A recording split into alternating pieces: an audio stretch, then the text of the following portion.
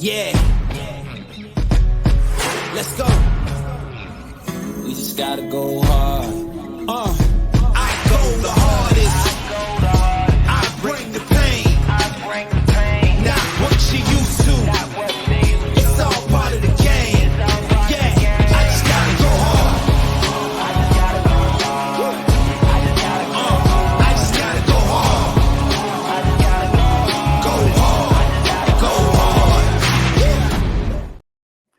From the field to the film room to the war room, we've got you covered every step of the way as the road to the draft starts right now on BGN Radio. Hello and welcome to another episode of the BGN Draft Show. I am your host, Shane Haff. You can follow me on Twitter and YouTube at Shane Haff NFL. I'm joined today by my co-host, fellow draft enthusiast Deibs. Give him a follow on Twitter at Mr. Crockpot. Be sure to check out his podcast, Party on Broad. Deibs, how are you doing tonight? I'm doing well, man. A Heisman showdown goes down this weekend. How can you not be hyped, man? Let's get it. All right. I'm also joined by my co-host on Chalk Talk, Mark Henry Jr. Give him a follow on Twitter at Mark Henry Jr. _ and be sure to check out his Tough Cover radio show every Saturday. Mark, how are you doing tonight? I'm doing great. I'm still by the fireplace trying to warm up after attending the Eagles game on Sunday in the pouring rain.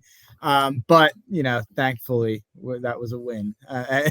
Because if it wasn't, that would have been a pretty miserable experience. But what's not a miserable experience, talking drafts.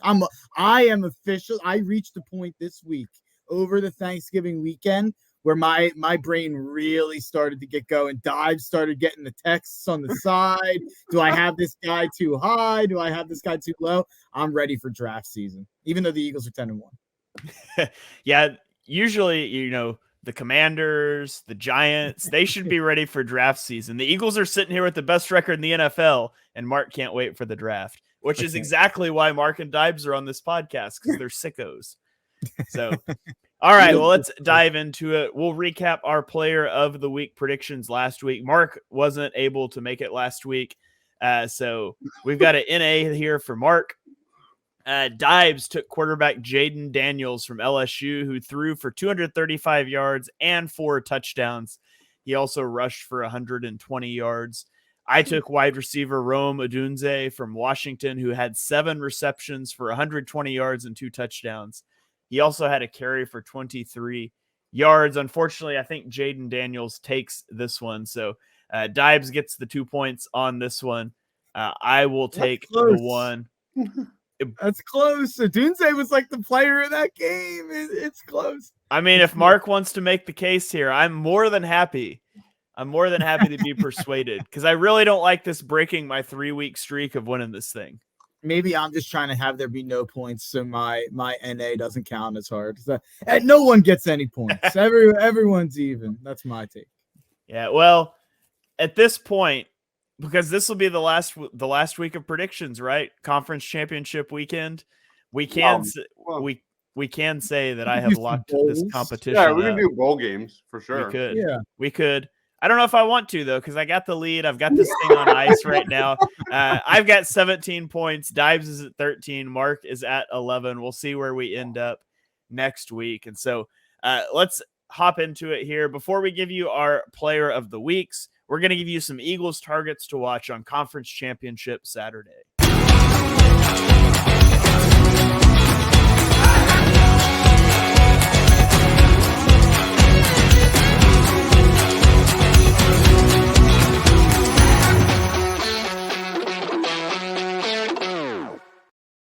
All right, Eagles prospects to keep an eye on. Deibs, lead us off here. Who's your guy you're watching this weekend? Yeah, in the spirit of, oh snap, Lane Johnson's hurt again.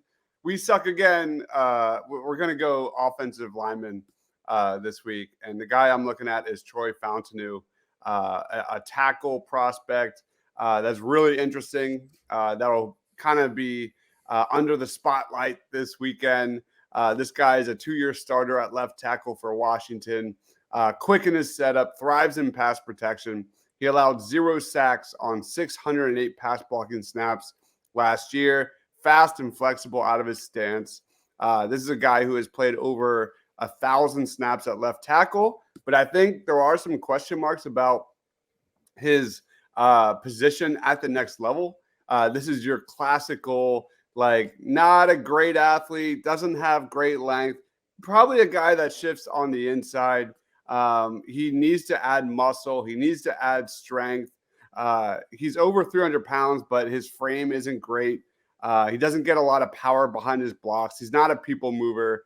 This is a guy that I think Jalen Carter would probably put on his ass. So for me, Troy Fountainu is absolutely a day 2 pick. He just needs a little more NFL coaching and time in that weight room at the next level. But Troy Fountainu is a guy that has dominated, protecting Michael Penix Jr. the last couple of years, and is going up against an Oregon defense that has been playing very well lately. So give me Troy Fountainu. All right, Troy Fountainu out of Washington. We're going to be revisiting this game several times throughout the show. But let's go with Mark's guy here. Mark, who is your Eagles prospect for the week? So my Eagles prospect is not playing this weekend, which is probably a poor calculation on my end. But there's something to watch out for because he's a junior. His head coach at Oregon State, I'm talking about Talisi Fuega from Oregon State, offensive tackle. Look at that big fella right there. There's some rumors that he could transfer to Michigan State and not enter the draft, which feels wild to me because as we were talking about before the pod, Deibs thinks this guy could end up being a top 10, top 15 pick. And I tend to agree at his size. But there's going to be a decision coming in these next couple days or weeks with Fuega, whether or not he's going to be kind of moving on to the NFL or staying in college football. And there's a lot of those guys right now at this time where we're going to have to keep our eyes out there. And this guy, he is a junior. He's played 2 full seasons at Oregon State, 2 full seasons of snaps, hasn't given up a sack at the college level, has only given up 4 quarterback hits, 20 quarterback hurries in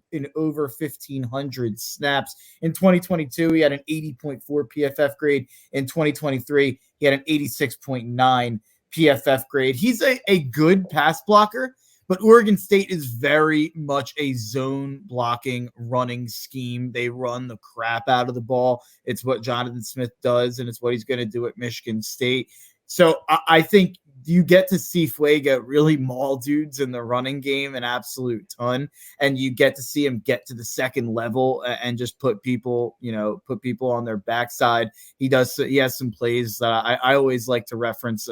Michael Orr in The Blind Side, where he takes you to the sideline and he puts you on the bus, even though that movie might be fraudulent. We won't get into that. That's for another podcast. But Talisi Fuega is a really, really good run blocking prospect. We know what the Eagles like. They like these offensive linemen who can move in space and these athletic offensive linemen who can get to the second level. I mean, Juergens and Kelsey, I think that's why they loved those guys. It's why they loved Mailata. I think you could see the same thing with Fuega. There are for sure questions about his pass protection. I think he had a couple rough reps against Braylon Trice against Washington last week, but besides that, he looked really good in that game, especially from a run blocking perspective. If anyone can kind of iron out the kinks, it's Jeff Stoutland. So 6'6", 330, young, played a lot though for his age. I think this is the exact type of guy that the Eagles will be taking if he's available at the back end of the first round.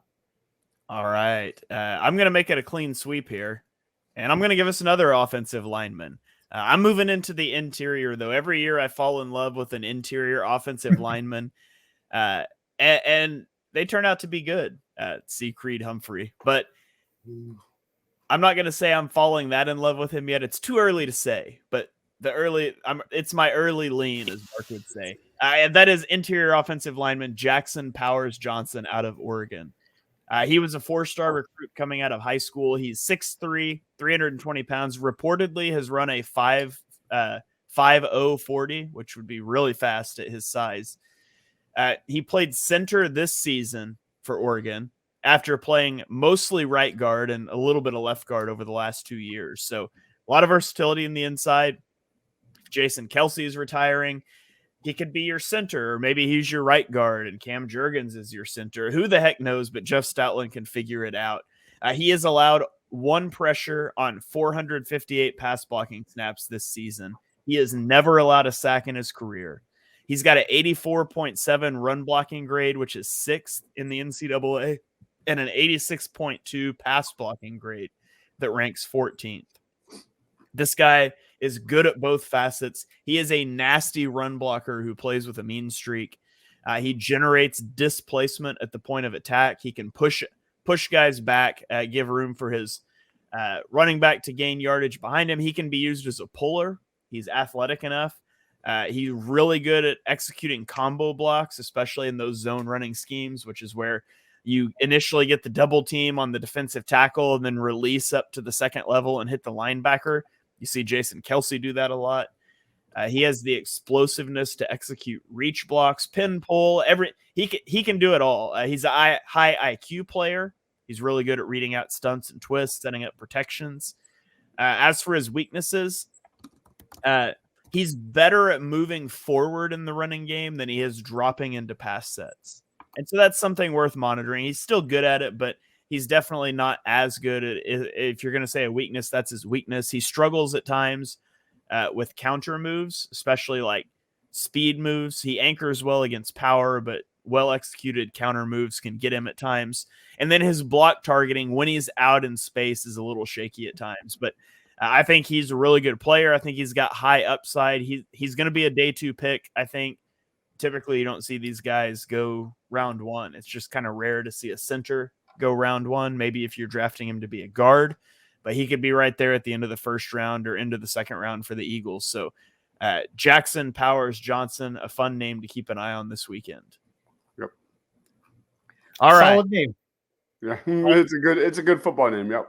Yeah. 3 names: John Michael Schmitz, Jackson Powers Johnson, back-to-back years, interior lineman. 3 names. JPJ.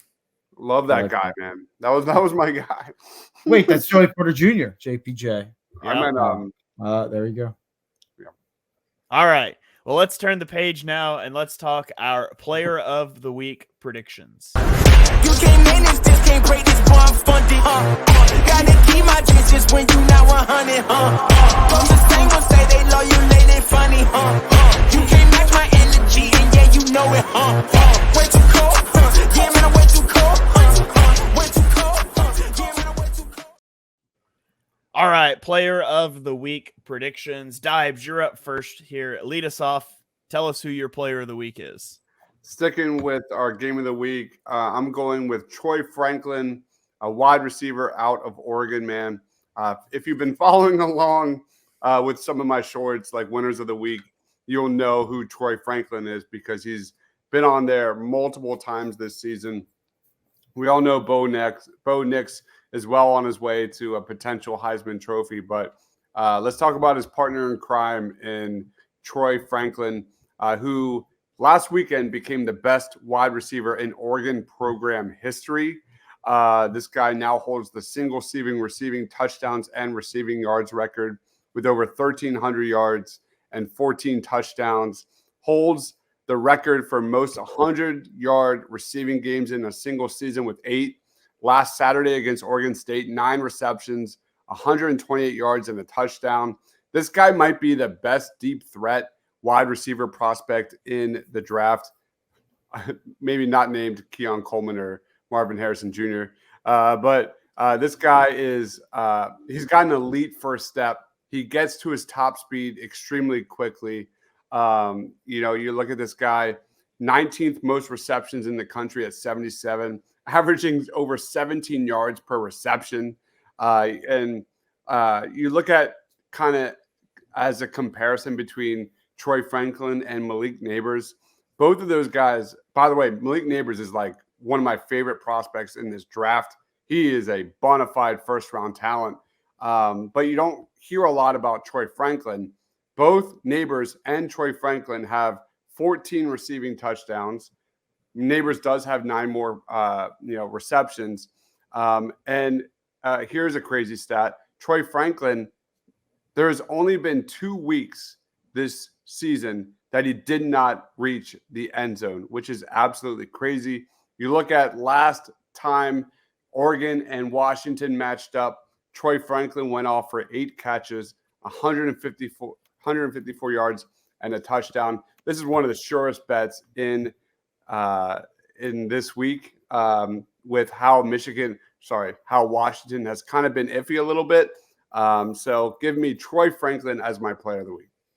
All right. Troy Franklin, wide receiver out of Oregon. Mark, I think you got a wide receiver in this game too, don't you? Yeah, it is. We're going to have a lot of fun talking about this wide receiver class this year, fellas. I mean, Dodge just ran down his list and he didn't mention my guy. He was talking about the best deep threat in the game. Rome Odunze is second in the country in deep catches and deep yards.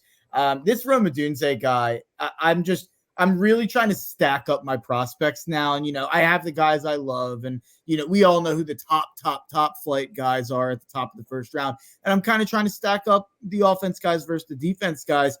And I put Rome Odunze on here as my player of the week. And I truly do think he's going to have a huge game. Dibes mentioned Troy Franklin having a great game in that game against Washington. Well, the reason Washington won that game was because of Rome Odunze, who had 8 catches for 128 yards and 2 touchdowns. He has almost 19 yards per catch this year, Odunze. He's 6'3". You hear these deep ball numbers and, he's going deep and he's such a fly route concern for the other team. You think, oh, he must be a smaller guy. He's an elite athlete with elite speed and he's 6'3". And as you saw in his last game against Washington State, he can go up and get it in the red zone. He's a contested catch guy as well. He can win jump balls. Rome Odunze, to me, is a top 4 prospect in this upcoming draft. I am pushing all of my chips in on the Rome Odunze, stock. And here's what I'll say. Here's my kind of hot take of the day and the reason that I picked Odunze, because this has kind of been something I've been fumbling around in my head with. My top 3 is set in stone for this draft in terms of my prospects. Caleb Williams, Marvin Harrison Jr., Drake May. That's going to be my top 3, and that's going to be the order. After that, there's another tier of 2 guys, and it's between 2 guys. It's Rome Odunze, and it's Brock Bowers. I think most people out there are going to go with Brock Bowers. And you look at all the mock drafts, Bowers is going higher than any other receiver in this class besides Marvin Harrison Jr. But my question to you guys is, and this is to Dibes, my question to Dibes is more about, do you prefer Odunze and Bowers? And my question to Shane is more about positional value. Odunze's upside, if he hits, to me, is just so much higher than Brock Bowers' upside if he hits. Because if Brock Bowers is who we hope he is, he's George Kittle, right? And if Rome Odunze is who we hope he is, he's, Jamar Chase. Like, that's where you kind of have to think about positional value. I think Odunze is the better prospect. Dibes and Shane, what do you guys think? It kind of hurts me that I finally met someone that loves Odunze as much as you. I've been on the Rome Odunze train all season long. And I think, you can point out the deep ball stats. You can point out the size. You can point out how excellent he is at route running. And but what I have loved from what I've seen with Rome Odunze is how clutch he is. This guy has the clutch. Mm-hmm. And it's not Michael Penix Jr. It's not Dylan Johnson. When Washington needs a first down, and they have been in some battles in recent weeks, they throw it to their guy. They let Rome Odunze make a play on the ball in big moments, and he comes through over and over and over again. Rome Odunze, I don't know about top 4. Brock Bowers is a special player, but I see where you're coming from. I don't have a big board just yet. I did make a tweet that was pretty crazy in comparison to Marvin Harrison Jr. But for me, I will go Brock Bowers has a higher ceiling in the NFL right now. Yeah, I think if you're talking elite tight end or elite wide receiver, I'll take the elite wide receiver any day of the week. Yeah. Now, if you're talking a good wide receiver or an elite tight end, then it's a different story. And so it all gets into your evaluation of the players. But yeah, all things equal, I'm definitely taking the wide receiver. I just think wide receiver is becoming so valuable in today's NFL, especially on those rookie contracts, as we see wide receiver contracts kind of exploding across the league. So not to get into my eval of Bowers versus Odunze, but all things equal, I would always lean the wide receiver. To be fair, Bowers has the same gene. This guy takes his the offense on his back, and no one can stop him. And Odunze does the same thing. The catches in the end zone Odunze has had this year are ridiculous. Like high contested catches, low percentage catches. He's amazing. So we're talking about two of the best playmakers in the draft.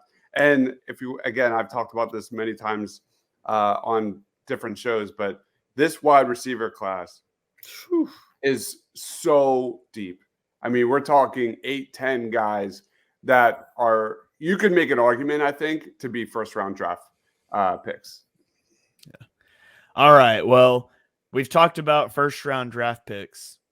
Now let's talk about my player of the week, a guy who should go in the third round. But he's my player of the week prediction for this week. It is running back Blake Corum out of Michigan.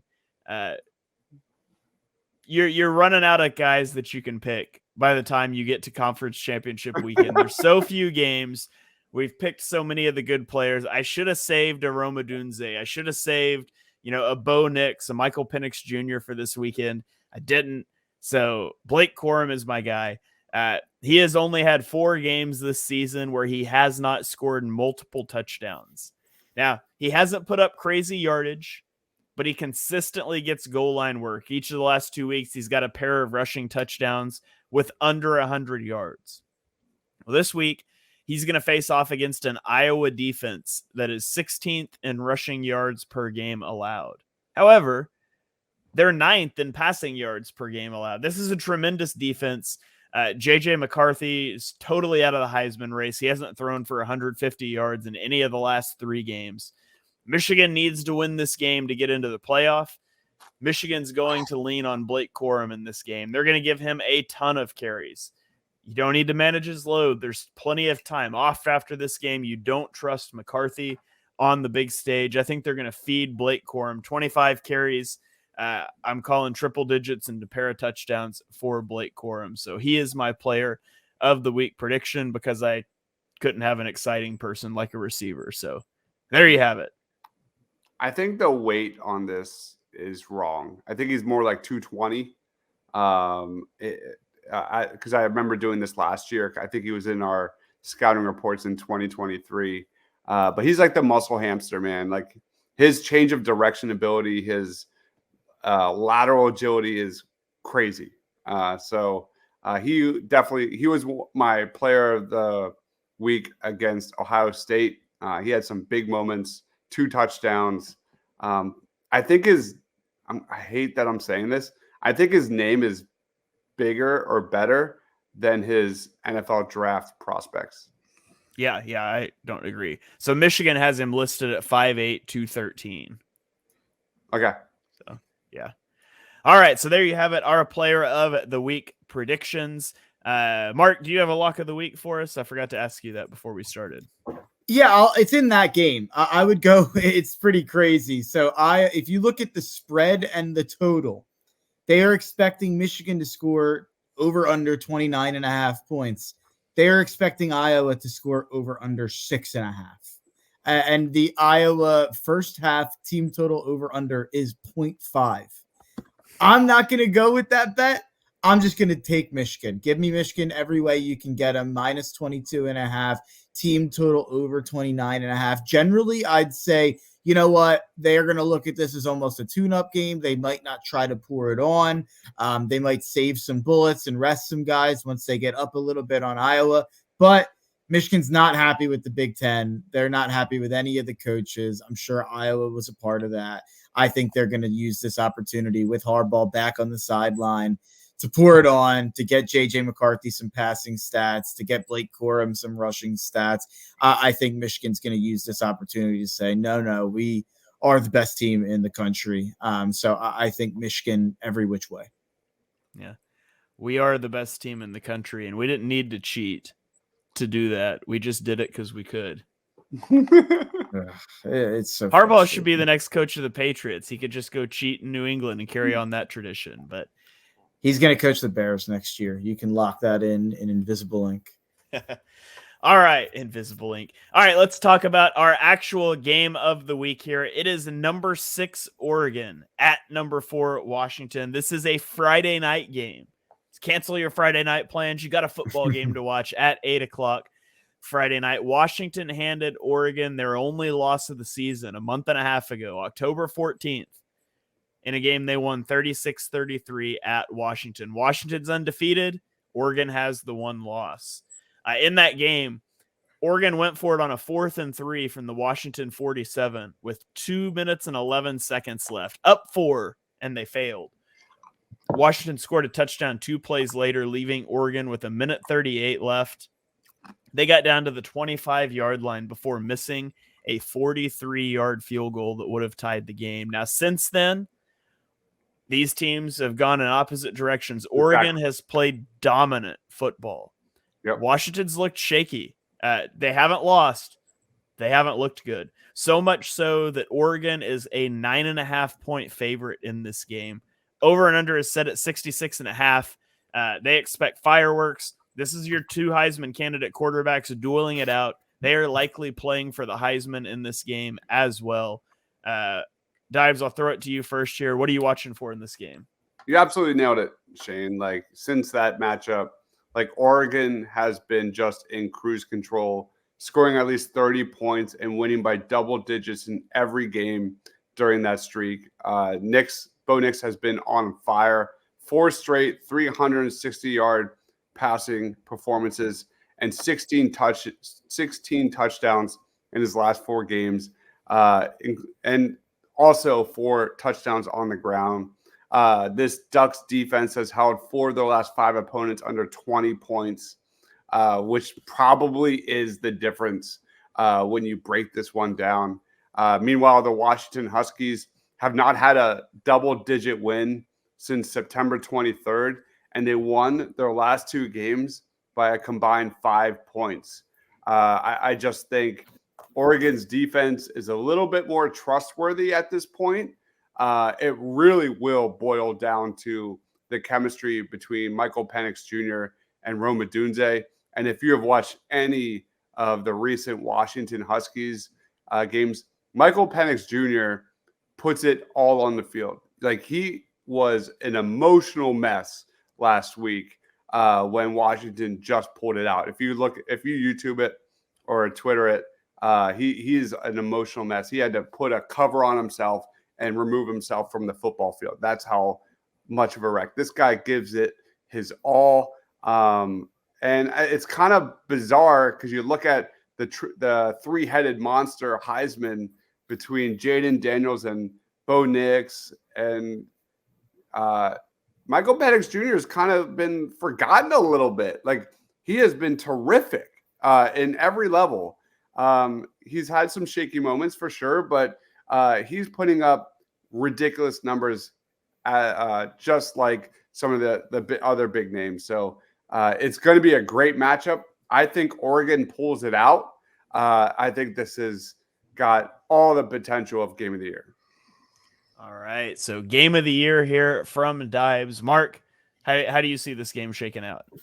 Yeah, I think this is a 50-50 ball. Like, I think this could go either way. I think the 9.5 points are way too many. Oregon's a 9.5-point favorite here. I like Washington plus 9.5 a lot.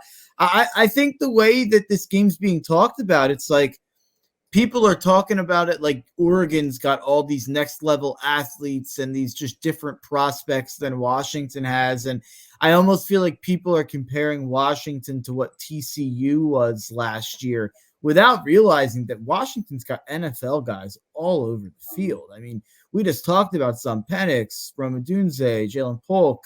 Obviously, Braylon Trice on the other side. There's other guys that I'm failing to mention that I'm sure Dives has on the top of his tongue right now. But Washington's got a ton of athletes and a ton of NFL talent. This isn't just Michael Penix throwing it up to Rome Odunze and hoping for the best, and no one else can really help out. I think they are absolutely a live dog. I think people are counting them out. I almost it worries me that I'm being a little bit contrarian here with this play, because I just feel like since the moment Washington beat Oregon by 3, and I understand Oregon missed a big kick. I know it was in Washington in a tough environment. Since that moment, everyone's just assumed, almost as a throwaway. You listen to college football pods and they're like, oh yeah, well, Oregon will beat Washington in the Pac-12 title game. And it's like, wait, we're just assuming? Like, we're just assuming Oregon's going to beat them? Washington's a 9.5-point dog in this game? I think it's disrespectful. And I think if you're Kalen DeBoer, if you're Michael Penix, if you're Rome Odunze, I think you've got to feel disrespected. And like you said, Penix has fallen out of the Heisman race. I think you got to feel disrespected at that point. To me, this is the Heisman aspect of this is Bo Nix can go and win it, or it's Jaden Daniels. That's where this is at. I think it should be Jaden Daniels. You look at just purely the stats. Jaden Daniels has had a better year than 9 of the last 10 Heismans. The only one that's really up for debate is Burrow. And that Burrow probably had a better year. But you look at Jaden's rushing numbers, and it's hard to compare. But Bo Nix has 37 touchdowns and 2 interceptions. He's on an 11-1 team, and he's playing for a chance to go to the college football playoffs. So it is hard to poo-poo Bo Nix's candidacy. I think Bo Nix is it's up to him. Jaden Daniels is sitting at home. Bo Nix is going to determine the Heisman on Friday night. So that's kind of the biggest storyline of this game outside of the playoff for sure. I think the biggest thing to watch is the Washington rushing game. Dylan Johnson has seen a significant increase in workload for the Huskies offense. And that wasn't the case the first time they met. You look at Dylan Johnson the first time they met, he did have 20 carries for 100 yards. Since then, over the last 4 weeks, 26 carries, 23 carries, 16 carries, 21 carries. And he's got 4, 5, 6, 7 touchdowns. So that's kind of been the interesting thing about this Washington offense, to kind of flip the switch instead of being an elite passing attack, be a dominant rushing attack. And could they keep Bo Nix and Troy Franklin off this football field? All right. Well, there you guys have it. Our conference championship preview. We'll talk. We'll see what the BGN Draft show is going to look like going forward. I know we'll get you guys, like we did last year, our top position, our top rankings at each position in the lead up to the draft. We'll have to schedule all of that out. But I hope you guys have enjoyed journeying through this college football season with us. The road to the draft is just getting started. We've still got 5 months until the draft. A lot of ground to cover, and we're going to be here with you every step of the way. So thank you guys for joining us for this episode and for this season, although this is not a finale of the BGN Draft Show. If you enjoyed the show, be sure you hit that subscribe button. You get all the shows on the BGN feed. BGN Radio on the Shane page is recording tomorrow. Babes on Broad, the post-game shows, everything.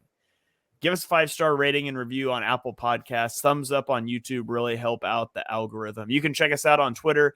I'm at Shane Haff NFL. Deibs is at Mr. Crockpot, and Mark is at Mark Henry Jr. We will catch you guys next week for another episode of the BGN Draft Show. Go Birds. Yeah. Let's go. We just gotta go hard.